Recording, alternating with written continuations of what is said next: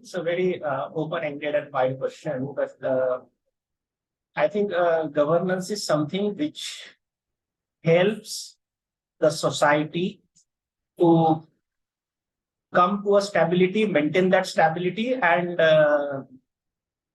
grow in a positive direction in social, economic, political, technological, and such other dimensions, uh, while providing equal opportunities to every single person.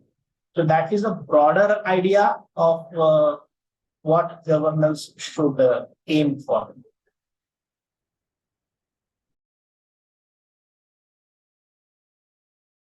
Uh, Community engagement, directly or indirectly, is already enshrined in our governance structure. For example, when we think of any policy decisions, let us say at higher level, like laws, and even at the lower level, we have representatives we elected by people directly who are supposed to express their wishes and convert those public wishes into policies. But what we also noticed that in the process, because of some deficiencies in the system, no system can be 100% perfect because we have like several reasons. We have like first past the post system or some other kind of limitations. It We come to know that all the aspirations and ideas which people are thinking are not reflected in the policies. And sometimes those who are less privileged, those who do not have enough access or approach to decision makers, they feel left out. And that is the reason we wanted to reach out to every single stakeholder in Nasik city at that point of time. And we used different tools. We had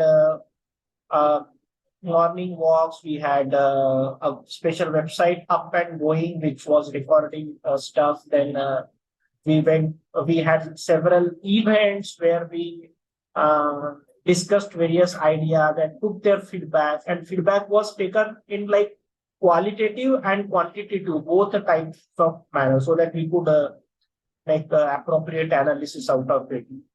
And we also went to special groups like students or slum dwellers or women, uh, uh, those who are not much privileged, those kind of people, so that their voices are also heard.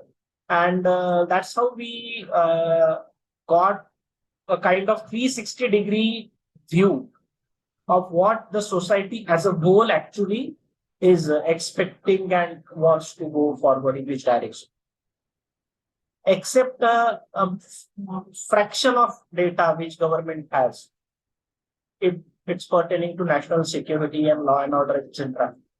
It makes sense for all the other data to be in the public domain. And there are several reasons. First, the accuracy of data, whether it is correct or not, that is indirectly verified by people coming into picture.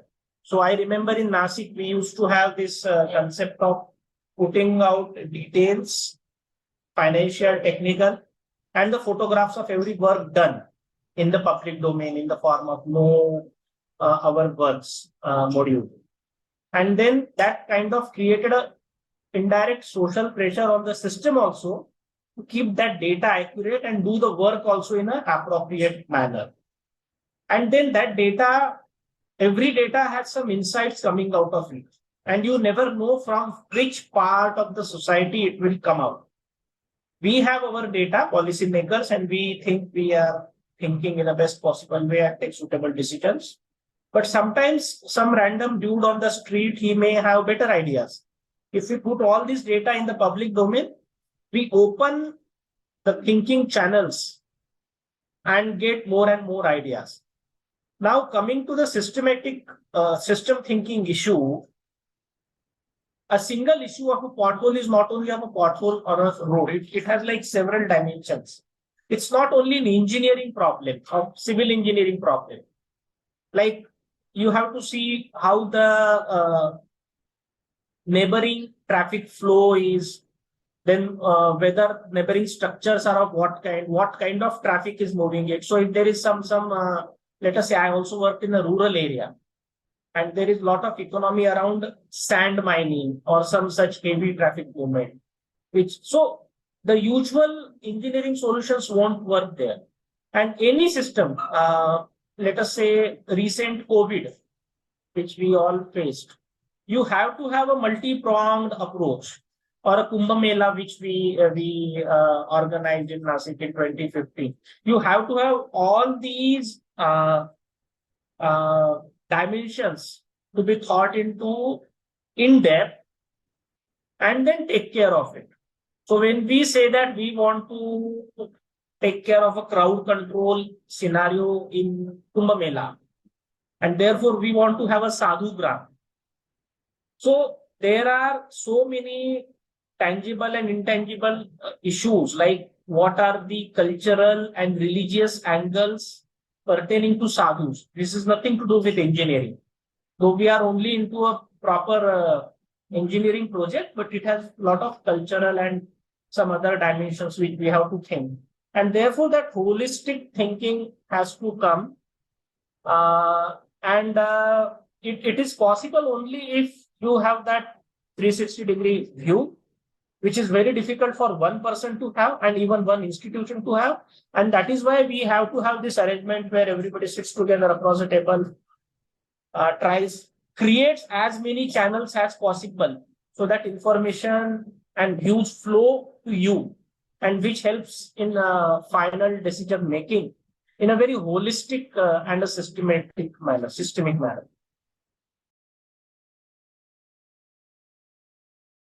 I think the reason we have, I mean, governance is full of moral dilemma, no second in our games. And most of it we can overcome by kind of pragmatic and logical thinking. So one dilemma is that there is a small group of influential people who are very vocal, whose voices are heard, who can get things done. If not through you, then through some other sources like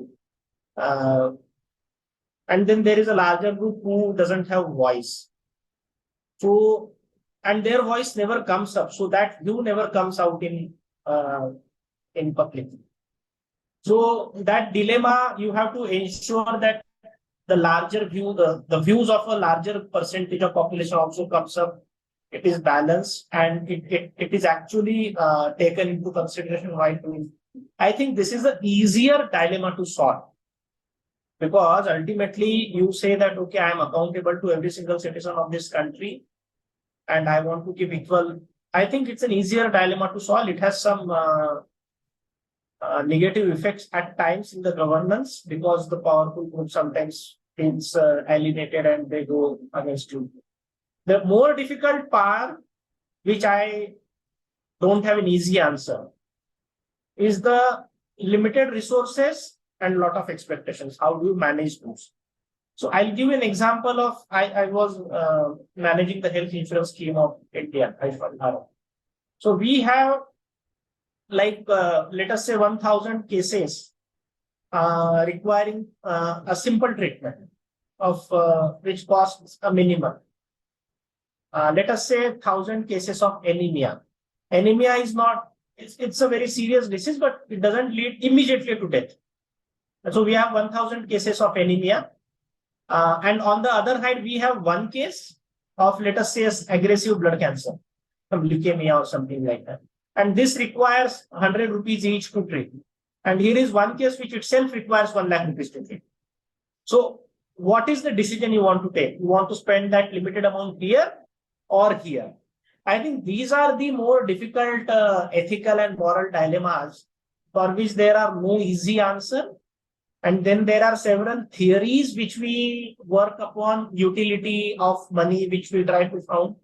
But then again, how do we say that these 1,000 lives are more important than this one life?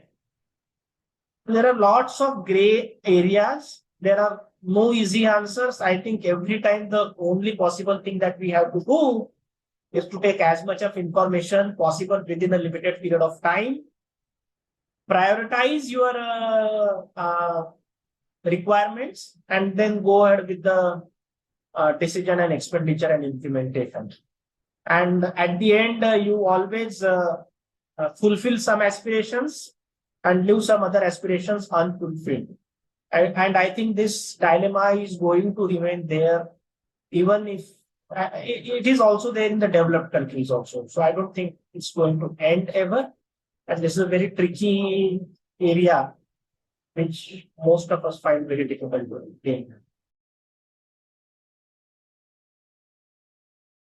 I think we two, three things. One, we still work on the basic principle of distrust, and developed countries work on the basic principle of trust. You want to go to a government office in India, you have to prove that you are Praveen Gedam, which is now easy because of Aadhaar, etc. But still, you have to prove, you have to get attested documents, you have to verify that, and then so you are always looked upon with a suspicion. And not only as a citizen, but if I'm, let us say, a government contractor or any damn person, I'm looked at with suspicion. I think the reverse is true in a developed countries. You go walk into the place and say, okay, here I am coming from India, I'm here for 1 year. Can I get a membership of this library, or can I get a social security number? And you are like welcome without. So that is, I think, a very fundamental difference in approach. Second thing which I noticed is that perhaps because they have had a longer period of education, industrialization, democracy, institutions, that the group thinking of a population, it thinks for a country. So we find it very strange that healthcare is not free in the USA. But then there is a significant, almost 50% of population who say that, okay, it should not be free. And then they give logic and they can coherently argue. I personally, even though I favor that it should be a free healthcare, but one can see the logic in the way they can argue. And this is something, how the taxpayers' money should be spent. That larger population thinking, I think it is less evolved in our country, because we tend to think for individual, family, community, village. Okay, if I get a road, it's well and good, even at the cost of other villages. So I think that's another thing. And I really don't blame citizens or population for that. It's an evolution which US, for example, has a history from 1776. And we started in 1951, 1950 Constitution, or 47, 3 years. So I think, but we need to accelerate that that thinking. Then what role government should play? Should government kind of go into each nitty-gritty aspects of your life, or rather give you a free hand to innovate, do business, evolve? That's also another difference which I starkly noticed between developed countries and our country. And institutions, I think institutions are evolved in a very positive way. Indian institutions are also strong, but at times we see a conflict between larger public interest and institutional autonomy. So I think the public interest should be the ultimate goal that everybody should aspire for. I would add one more difference in the approach before coming to, and I think that's the key. I don't want to really demean our country, honestly, but it's a very objective viewpoint. One is the dignity of whatever you do. Like I could notice a gatekeeper or chowkidar equivalent of India. He could stop the dean or the professor and ask for, you have to tap your I-card before you enter into the. So I think that comes with the sincerity to the chair which you are occupying, even if it be a chair of a gatekeeper or a chowkidar. That okay, I am very honest and sincere about what I am supposed to do, and I'm not going to deviate from it. And when it comes to my task, then it's me who is in charge and not the dean of the school or a vice chancellor of the university. That's something which struck me very fast, and it applies to every single person from clerk upwards.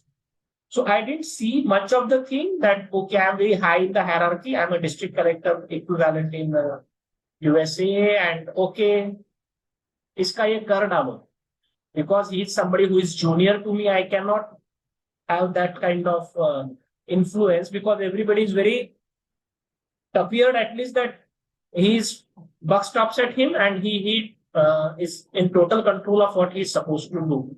I think that's a very good uh, thing that they have imbibed in their culture and in their governance genes. That's something which we need to see here so that everybody does what he is supposed to do in a very sincere way. So this element of supervision that we have a teacher, and on the teacher of your headmaster, then there is something called Kendra Pramukh or center in charge, and then block education of the whole hierarchy of supervision, just to ensure that the teacher who is supposed to teach mathematics to grade 5 student actually is teaching that. So there is one teacher and there are like 5, 6 layers on him.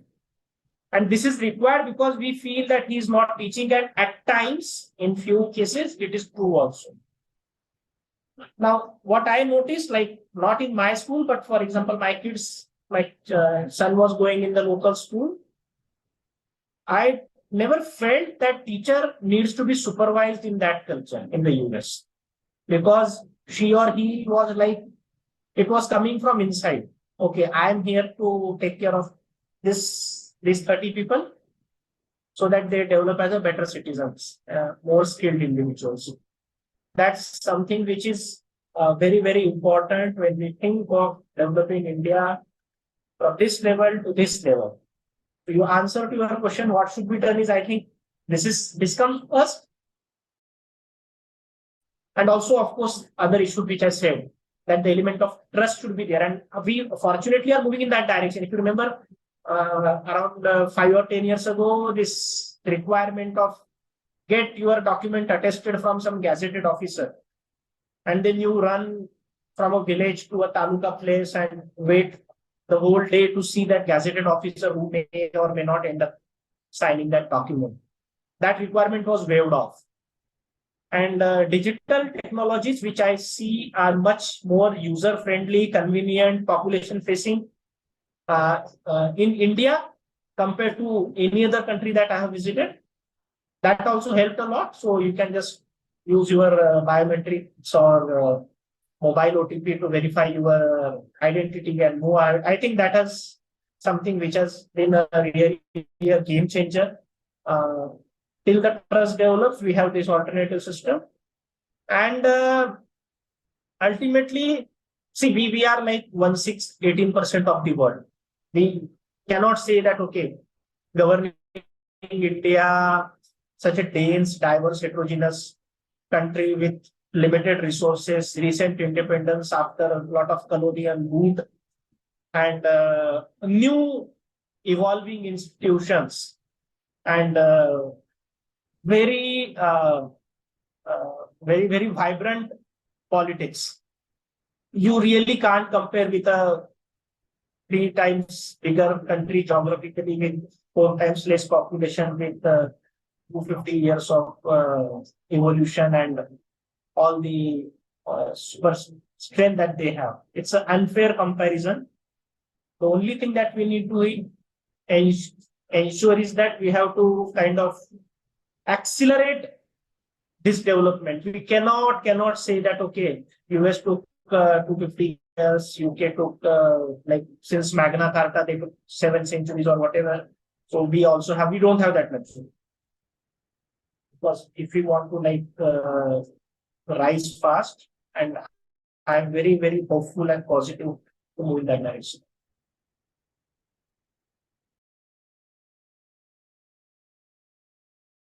it starts from top and bottom both, like how the society elects leaders and how the leader responds. So we have an example, very leadership driven example in Singapore, for example, where the leader decided, okay, I will remain strict, tough, honest, and these are my 1, 2, 3 priorities at the cost of everything else, like development for first 3 decades or so. So we have that example where leadership actually ensured that the society progressed with some negative aspects which people talk, but I think largely the outcome was extremely positive. But I think it is also up to the society to have that kind of leader in place to give it an authority. And here I have a view which not many people in India may agree. See, we have to be very consultative when it comes to taking policy, taking decisions, like what kind of systems we want, or there are very complex issues.